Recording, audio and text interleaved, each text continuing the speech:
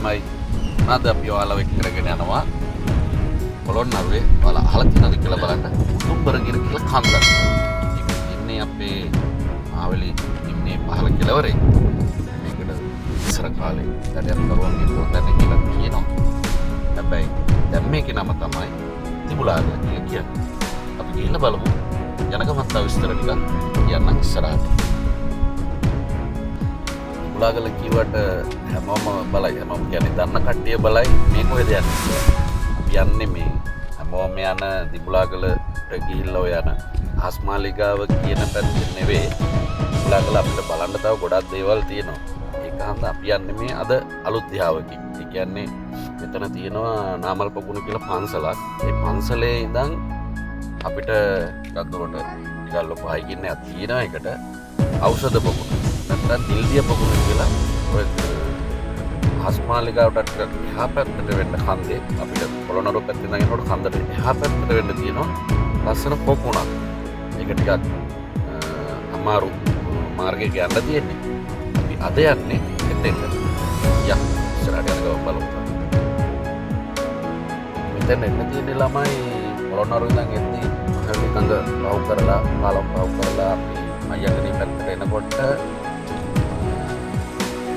මට කලපුවන් දිගින් දකුණට හැරිලා වතුර එනකොට හම්බෙනවා මේ නාමල් පොකුණ පන්සල. මේ පන්සලට ඇවිල්ලා පන්සලේ චෛත්‍ය මළුවට ඇවිල්ලා චෛත්‍ය මළුවෙන් දකුණට පැත්තට යනකොට පොඩි ගල් පඩි පෙරවල් එක පාරක් තියෙනවා. මේ පේනවා වගේ මේ පාර දිගේ උඩට එන්න තියෙන්නේ. ඒක මේ හොයාගන්න ඉතර අමාරු නෑ. ලස්සනට ගල් කරලා පාර හදලා තියෙනවා. මේ තිබුලාගල කියලා කියන්නේ මේ පොළොන්නරුව දිස්ත්‍රික්කයේ තියෙන මේ ශේෂ කඳු වැටියක්. සාමාන්‍යයෙන් මේක කිලෝමීටර් 5ක් පමණ වගේ දිග වෙනවා. පළල වෙනවා සාමාන්‍ය කිලෝමීටර් 2.5ක වගේ පළලකින් තමයි මේ කන්ද තියෙන්නේ. මේකේ උස වෙනවා මීටර් 543ක්. සාමාන්‍ය පොළොන්නරුවෙන් ගත්තොත් උසම කඳු මුදුන මේක තමයි. ලංකාවේ එකම ගඟ වෙන මහවැලි ගඟේ අනෙක් පස්සෙන් හිටලා තියෙන මේ තිබුලාගල කියන කන්ද සාමාන්‍ය පොළොන්නරුව රාජධානියට වඩා මේක ගොඩක් උරුමගම් කියන්නේ රෝහණ රාජධානියට. මොකද මේ අනුරාධපුර පොළොන්නරුව රාජධානිය තියෙන කාලේ කියන්නේ ගඟේ මහවැලි ගඟේ අනෙක් පස්සෙන් තමයි මේක පිටලා තියෙන්නේ. ඒකට මහවැලි ගඟෙන් රාජධානිය වෙන් වෙලා තියෙන්නේ. ගොඩක් මේ රෝහණ රාජ්‍යයට තමයි මේ තිබුලාගල කියන කන්ද අයිති වෙලා තියෙන්නේ ඉස්සර කාලේ. ගොඩක් මේ අනුරාධපුර පොළොන්නරුව යුගයේ මේ වනයේට ගොඩක් උදකලා වෙලා ගොඩක් භික්ෂු ආරණ්‍ය තමයි භික්ෂු ආරණ්‍ය තිබ්බ විහාරස්ථාන ඒ වගේ දේවල් තමයි තිබිලා තියෙන්නේ 12 වන සහ 13 වෙනි සියවස් වල අගනුවරින් පිට තිබ්බ ගොඩක් රහතන් වහන්සේලාට වැදගත් වෙච්ච ආරාම සංකීර්ණයක් ලේට් ගුහා සංකීර්ණයක් තමයි මේ තිබුලාගල කියන කන්දේ අපිට දකින්න පුළුවන් වෙන්නේ ඇතුළට ගියාම.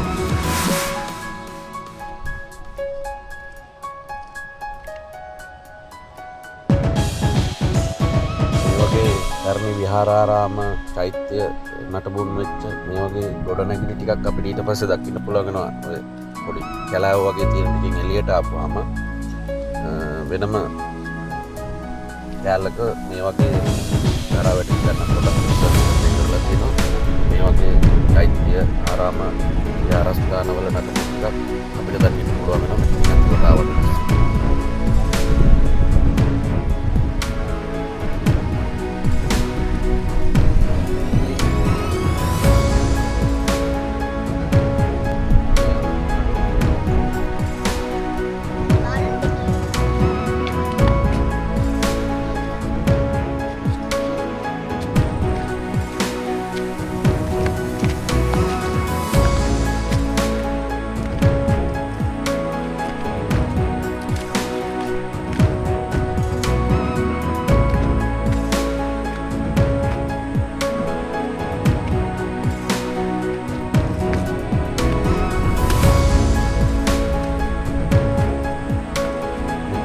යනකොට ගොඩක් අපිට දකින්න පුළුවන් වෙනවා පාරක් කොටපු ගල්ලෙන් ගොඩක් මේ වගේ යන පාරෙම දක්නට අපිට ආරාම සංකීර්ණය පහුවෙච්ච ගමන් පේනවද මේ ලස්සනට කටාරම් කොටලා තියෙනවා. මේ වගේ කෙනෙක් ගල්ලෙන් පටන් ගන්න තැන ඉඳන් ගොඩක් තියෙනවා. ඇතුළට ගියොත් තව බලන්න පුළුවන් අපිට. මේ තියෙන්නේ දැන් ඔය යන්න තියෙන මාර්ගයේ දෙපැත්තේ තියෙන ඒවා. දැන් නම් ඒ වගේ ලොකු ප්‍රතිසංස්කරණයක් කරගෙන දකින්න නැහැ. මේක ඉස්සර කාලේ තිබ්බ විදිහට වෙනම් ලස්සන්ට කටාරම් කොටලා මේවා රහතුන් වහන්සේලාට මේ කියන වැඩ ඉන්න පුළුවන් වෙන විදිහට තියෙන්න ඇති ඉස්සර වෙනවා ළමයි ලස්සන වෙලු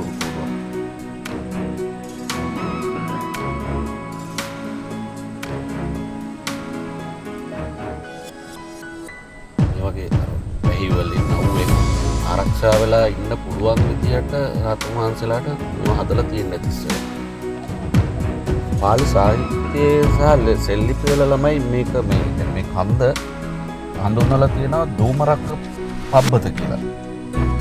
උදුම්බරගිරි කියලා කියනවා. ඊට අමතරව දෝමරක්ක පබ්බත කියලා මේ කන්ද හඳුන්වලා තියෙන පැරණි නම. කියන්නේ දෝමරක්ක කියන එකේ තේරුම තමයි දුම්බූතයක් කියන්නේ. දුම්බූතයක් කියන්නේ ළමයි මේ කන්ද අරන මිනිස්සු දකින්න නැති කොට වලා කටාරක් කොට යනවා. අන්න ඒ වගේ තේරුමක් එක්ක මේ ඔය නම් දෙකත් මේ දුම්බරගිරිය දෝමරක්ක පබ්බත කියලා මේ දිඹුලාගල හඳුන්වලා තියෙනවා ඉස්සර කාලේ. ඔව්. ඔය උදුම්බරගිරිය කියන නම ළමයි ටිකක් වෙනස් නම. මේකේ වැදගත් ආගමික පැත්තකුත් තියෙන මේක ආගමික යෙදුමක්. මොකද මේ දුම්බර මලක් කියලා තමයි විශ්වාස වෙන අවුරුදු 14 සැරයක් පිටන මලක් කියලා තමයි ඔය මිත්‍යා කතාවල එන්නේ. මට ඒකත් මොකක් හරි සම්බන්ධයක් තියෙනවද දන්නේ නැහැ. මම දන්නේ නැහැ ඒක. ඔයාලා බලන්න ඒ වගේ මොනවා හරි සම්බන්ධ මොනවා හරි ඉතිහාස කතා තියෙනවනම් පාලි ක්‍රමයක් දාගෙන යන්න බලන්න. අමතරව ඔය මහායාන බුද්ධ සූත්‍රවල තියෙනවා කියලා කියනවා. කියන්නේ දුම්බර මල සාමාන්‍ය බුදුවරේ උපදිනවා වගේ දුර්ලභ සිද්ධියක් කියලා ඒ වගේ සංකේතාත්මක සිද්ධියක් කියලා. මොකද ඒ පැත්තේ සිංහල අනුව නම් ඒක නෙළුම් මලටත් සමාන කරලා තියෙනවා. යා වගේ රටක ඔය නමින් යන්නේ අත්තික ගහ. ගහට තමයි නහය මලට තමයි ඔය හඳුනලා තියෙන ඉන්දියාවේදී මේ ජන ප්‍රවාදවල තියෙන කතා. ඊට අමතරව දිගුලාගල ගැන ගොඩක් ජන ප්‍රවාද තියෙනවා ළමයි මේ යක්ෂ ගෝත්‍රය තමයි ඔකේ හිටියා කියන්නේ. අදටත් ඔකේ ගමක් තියෙනවා යක්පුරේ කියලා. ඔය දිගුලාගලින් පොඩ්ඩක් ඇතුල් පැත්තට දකුණු පැත්තට වගේ හැරලා යන්න ඕන ආදිවාසී ගම්මානයක්. මේ ඒක අදටත් විශ්වාස කරන ඒ කියන්නේ රාජධානියේ යක්ක රාජධානී තිබ්බ මේ මධ්‍යස්ථානයේ කියලා ඔය පොළොන්නරුවේ යක්පුරේ කියන එක. එතන තියෙන ගල්ලෙන බාන මේක නම් හොඳටම තියෙනවා. ඒ කියන්නේ මේ දිත්‍යාරේ වෙනම මම හිතන්නේ මේ අත කාලෙක ප්‍රතිසංස්කරණය කරපුවා වෙන්න ඇති. මේ ගල්ලෙන අපි අර කලින් දැක්කුවට වඩා හොඳට ලස්සනට ඊට ප්‍රමාණෙත් වැඩි අතුරට ගොඩක් කටාරම් එහෙම ලස්සනටම කොටලා තියෙනවා. ඒක ලොකු ගල්ලෙන.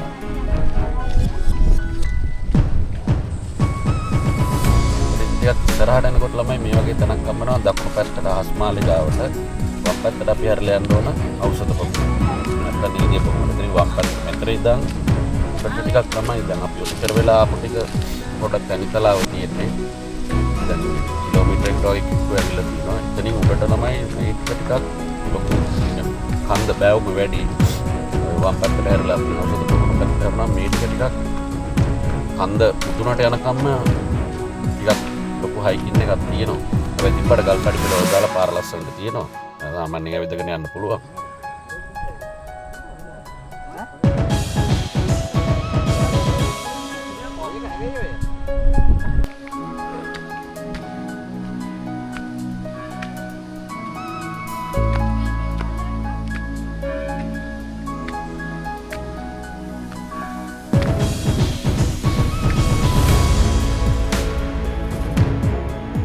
What a bend up, ඔය සමයි ගල් පර්වතයක් බෑවුමක් අද මේ දම් වෙන ගල් පර්වත සාමාන්‍ය සම්මුතිය බෑවුමක් කියලා තමයි ඉස්සරහට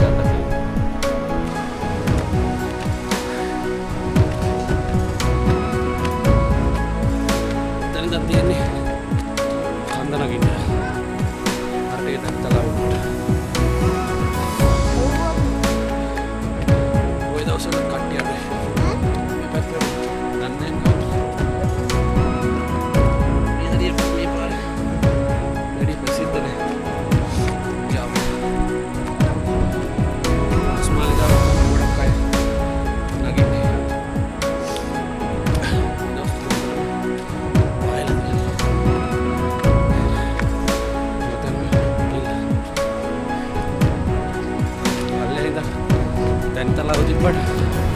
මේ ටික ලොකු කන්දක් තියෙන්නේ ළමයි.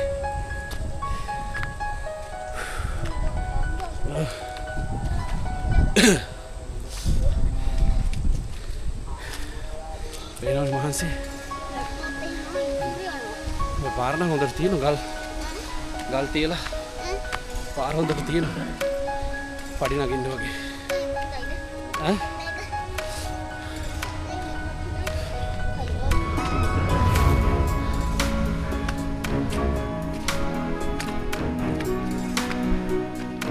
පස්සේ දිගටම ළමයි හති දාගෙන නැගිල්ලත් තමයි තියෙන්නේ. ටිකක් බෑවුමක් තියෙනවා. දැන් අපි මේ ඉන්නේ උලාගල කම්බවල දන්නව නම් දකින්න ඇති. එක පැත්තකින් උසයි අනිත් පැත්තටම හැඩේ වෙන්න හස්මාලිගාව පැත්තට පාසයි. දැන් අපි ඉන්නේ මේකේ ටිකක් මැද හරියේ මුදුනේ. ඒ මුදුනෙන් කන්ද එහා පැත්තට යනවා. දැන් අපි නාමල් පොකුරු පන්සල පැත්තෙන් එද්දි එතන කන්දට එහා පැත්ත සෙට් වෙන්නේ ඔය මේ මුදුනට මේ පැත්තෙන් ගියාම තමයි. ඒතකොට මේ මුදුනට නැගලා කන්ද එහා පැත්තට යන්නේ. එහා පැත්ත අයින දිගේ තමයි ඔය ඖෂධ පොකුරට යන්නේ. දැන් අපි ඉක්ම වෙලා ඉන්නේ අපි ඔය ආපු පාරේ කන්දේ මුදුනට. අපි ඔතන ඉදට තව ටිකක් කන්ද ටික දිගේ ඒ කියන්නේ කඳු මුදුන දිගේ හපව් යන්න තියෙනවා ටික දුරක්. එතනින් වම් පැත්තට හැරිලා තමයි ළමයි යන්න තියෙන්නේ. ඕන් දැන් අපි එක තැනක මුදුනකට ඇවිල්ලා තියෙනවා. ඔයා මගේ පස්සෙන් එන්න. මේ අයින් වලින් යනකොට පරිස්සමෙන් යන්න ඕනේ. එජ් එක දිගේ කන්ද එජ් එක දිගේ පොඩ්ඩක් පාස්වර්ඩ් දාලා දුරක් යන්න තියෙනවා.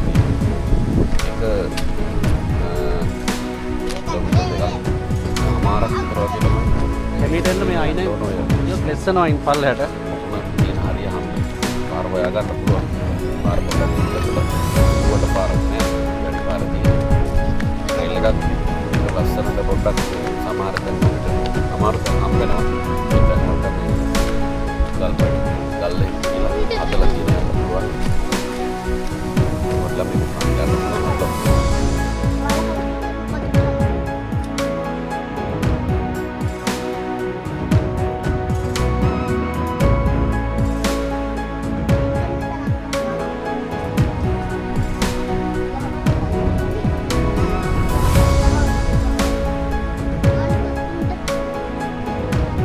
පාල යනකොට ළමයි මතක ඇතුව වතුර අනිවාර්යෙන් ගෙන යන්න. සාමාන්‍ය පායන කාලේ ගියත් මේ වගේ පායන කාලෙක වතුර ගන්න තැනක් නැහැ. ඒකට ගෙනියන වතුර ටික මගදී ඉවර වෙනවා. ඖෂධ පොකුණෙන් වතුර බොන්න පුළුවන් 100ක්. ඒ වුණාට සමහරක් වෙලාවට පායන දවස්වලට එහෙම පොඩ්ඩක් ඒක තියෙනවා මේ සත්වරේ මේ තියෙනවා. මෙනට වලට හොඳම දේ වතුර පුළුවන් නම් බැරුවේ යවට නම් අරගෙන යන්න. පුළුවන්. ඒ කාලේ නම් ප්‍රශ්නයක් නැතුව ඇති. අස්සෙන් කාලේ ගාවිලා නැහැ මේකේ. මොකද මේ පායන කාලේට අනිවාර්යයෙන් මේ හරියන අවසර නෑ වැඩි නේ. අමාරුයි.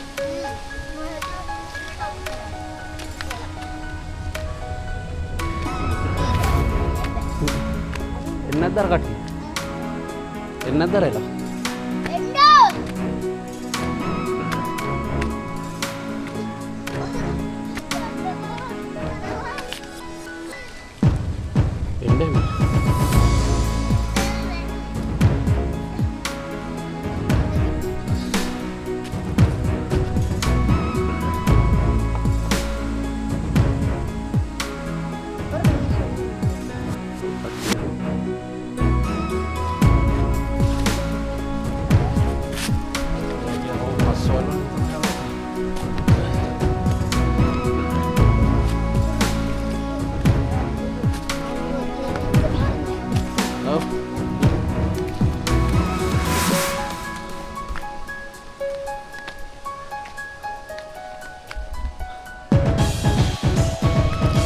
අයිනේ මෙන්න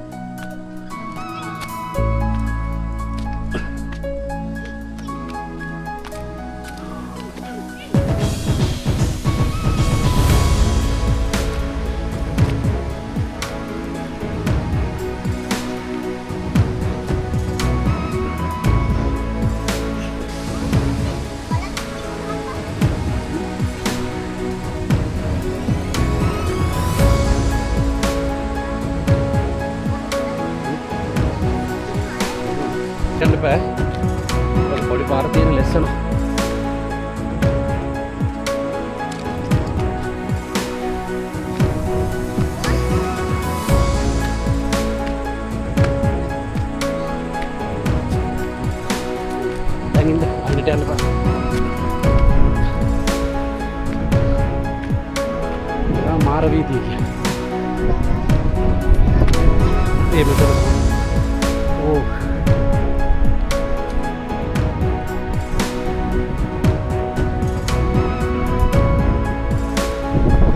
ඔමින් තාත්තට කියන්න. උලක සරයි.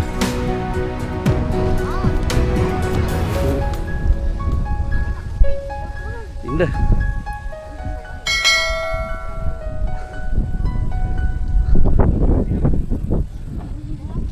අයිලට යන්න බෑ වැටුනොත් මේ.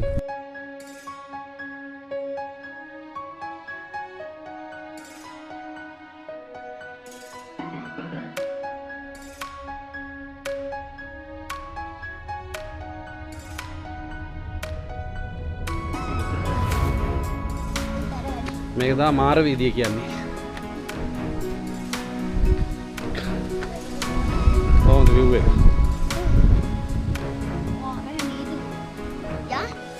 අර කෙළවරෙන් පේන්නේ මහවැලි ගඟ. උඩට යන්න පුළුවන් ද අරකේ?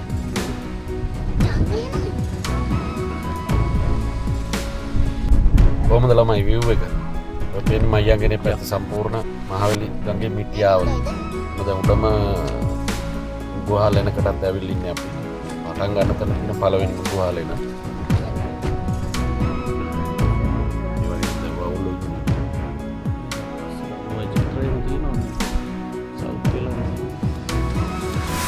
ගුහාලෙන පව කරලා තව ටිකක් දුරට යනකොට මේක යටට දාන්න තියෙනවා. මෙතන තියෙන පොඩි පොකුණ. මේ තියෙන්නේ පළවෙනිම හම්බෙන. ඖෂධ පොකුණ කියලා නම් කියන්නේ. වතුර බොන්න ගන්න පුළුවන් කියලා තමයි කියන්නේ. ගලේ අස්සට වෙන්න තියෙන ගම. මේවයි නහන්න බෑ. වතුර ටික තියෙනවා. මේ ගොඩක් අර පායන කාලේ හන්ද වතුර අඩු වෙලා ඇත්තේ නැත්තම් මීටත් වැඩිය තව ඇති වතුර. හොඳට සීතල ගොඩක් නෑ. එපා බොන්න විතරයි කියලා තියෙන්නේ. ගොඩක් නෑ වතුර. ගොඩක් නෑ. බොන්න ඕන. ඒක කියන්නේ.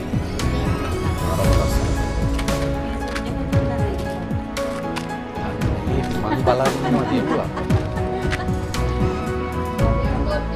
මහවැලි පියාව තමයි පේනවා.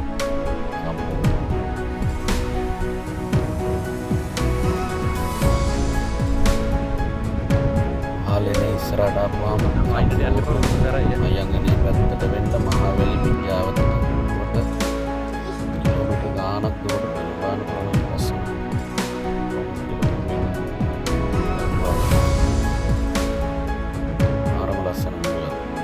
ලගත් මාර සැරයි මෙතන අර ගුහාව ඇතුළට එන්න ළමයි ඉතින් පිට වෙන්න තරම් නැති යන්න මේක සීල් වල වගේ ඊළඟට තියෙනවා ඔන්න වගේ ගුහා කටකින් ඇතුළට යන්න.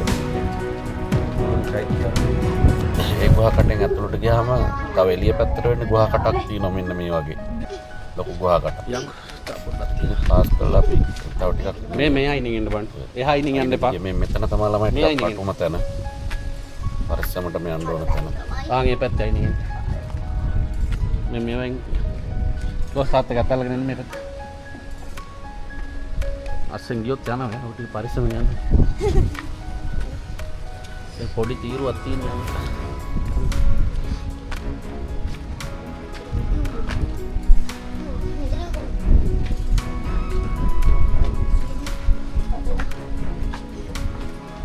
තියෙන පඩි වගේ කපලා. යා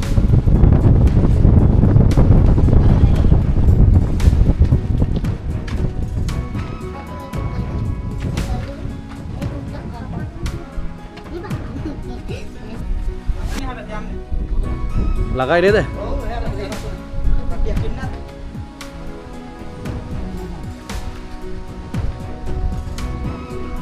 අපොඩි දුරක් තියෙනවා මේ ඇතුලෙන් යන්න.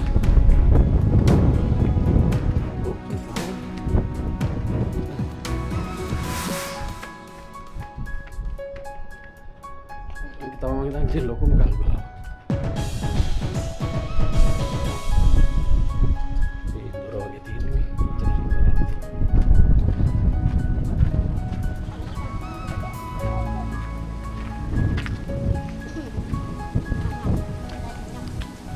ආයේ නෑ ආන් අතන ඉවරයි. පොඩ්ඩක්.